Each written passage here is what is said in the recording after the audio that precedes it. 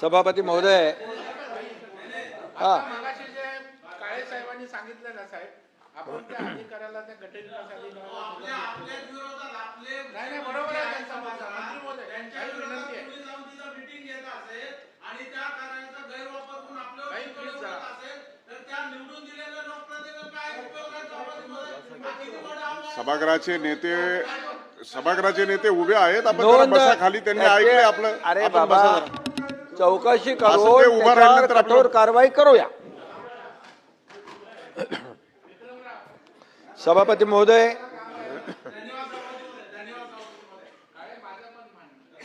अंतिम आठवडा प्रस्तावावरील चर्चेमध्ये अनेक सदस्यांनी आपले मुद्दे मांडलेले आहेत.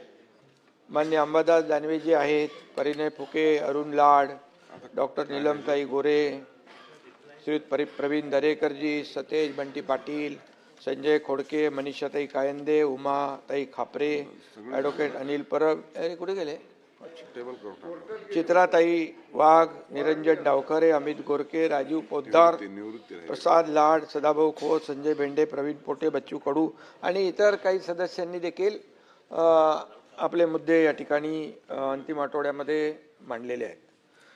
मी त्या सगळ्यांना आणि अनेक सूचनाही केल्या त्यांनी चांगल्या, आणि काही मुद्देही मांडलेत. त्याचा मी उत्तरात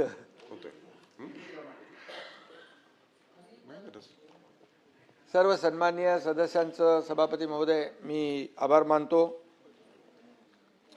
परंतु सगळी एकंदरीत चर्चा बघितली अंबादासजी, तर खऱ्या अर्थाने हे अधिवेशन जे असतं लोकांच्या प्रश्नांना वाचा फोडण्यासाठी, न्याय मिळवून देण्यासाठी भाई असतं. परंतु इकडे सभागृहामध्ये चर्चा कमी आणि बाहेर पायऱ्यांवर मीडियासमोर रोज आपलं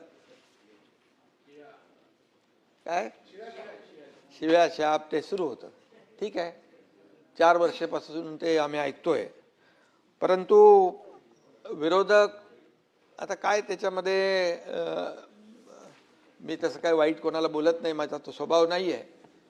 परंतु गोंधळलेला आणि भरकटलेला असा विरोधी पक्ष या ठिकाणी पाहायला मिळाला सभागृहामध्ये. तुम्ही जरी संख्येने आमच्यापेक्षा कमी असलात तरी सुद्धा भुजबळ साहेब एकटेच होते सभागृहामध्ये. अख्खा सभागृहामध्ये ते